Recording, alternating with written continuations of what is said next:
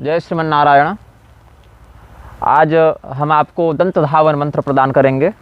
दंत धावन का अर्थ है दंतवन करना, मुंह धोना, आज की भाषा में जिसे कहते हैं ब्रश करना। तो अब क्या है, आजकल एक बड़ी दुर्बुद्धि लोगों में व्याप्त हो गई है। पहले तो बिना स्नान किए कुछ नहीं लेते थे, अब तो बिना मुंह धोए भी बहुत कुछ ले रहे हैं। तंबाकू ले ही रहे हैं जो लेते हैं वो लोग, क्योंकि तंबाकू के बिना उनका पेट ही साफ नहीं हो रहा है। और जो लोग ये सब नहीं भी लेते हैं वो भी विलासिता के चक्कर में यह अपेक्षा करते हैं कि कम से कम बेड टी तो मिल ही जाए। बेड टी तो आजकल एक वृक्षों का प्रसारित किया हुआ नया पागलपन है कि पहले सुबह आँख खुले तो पहले गर्म चाय बिस्तर के तकिए पर होनी चाहिए। तो ऐसा नहीं करना चाहिए, दंत धावन प्रयोग करना चाहिए। हाँ, कहीं औषधीय चिकित्सा पद्धति इत्यादि में जल का पान व्यक्ति कर सकता है, जल पी सकता है, उतना तक छूट शास्त्र में दे सकते हैं, लेकिन उतनी तक की व्यवस्था शास्त्र में है। लेकिन अब चाय पी लो, चाय तो खैर मैं कभी भी पीने का समर्थन नहीं करता हूँ, मैं तो चाय कॉफ़ी इत्यादि को भी मादक पदार्थ में ही परिगणित करूँगा।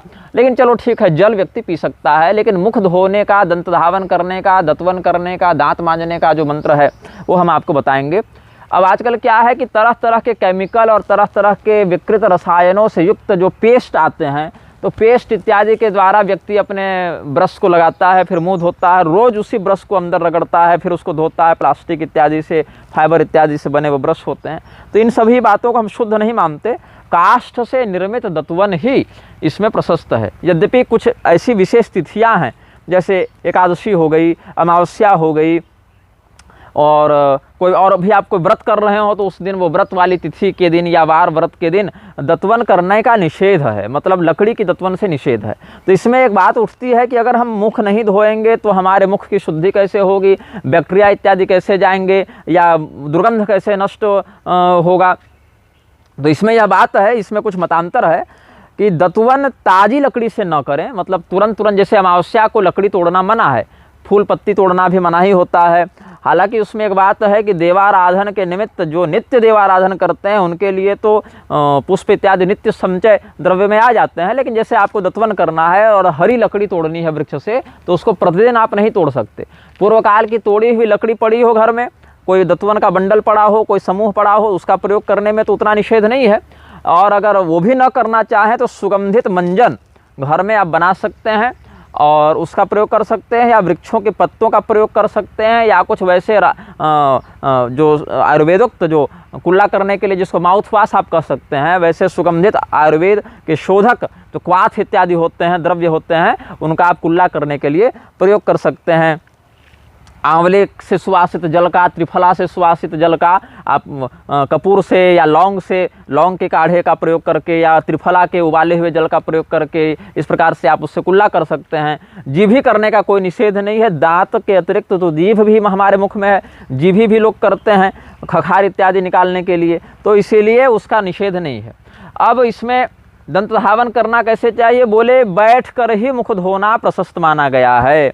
उत्तर दिशा इत्यादि की ओर मुख करके दंत धावन करे, लेकिन जब थूके तो यह ध्यान रहे कि सामने सूर्य देव न हो, नदी की बहती धारा न हो। अब लोग क्या करते हैं, कई बार नदी के अंदर घुसकर वहीं कुल्ला करते हैं, वहीं थूक देते हैं। ऐसा नहीं करना चाहिए।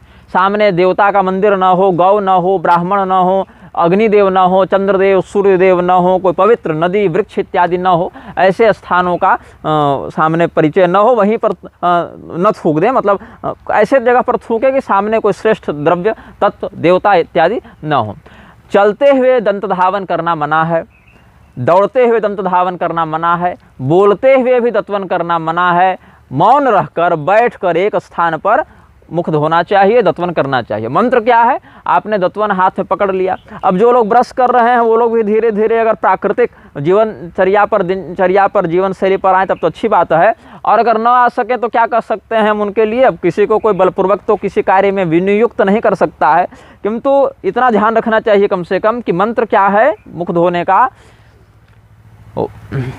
आयुर्बलं यशो वर्चः प्रजा पशु वसु निच ब्रह्म प्रज्ञांच मेधांच त्वन्नो देहि वनस्पति।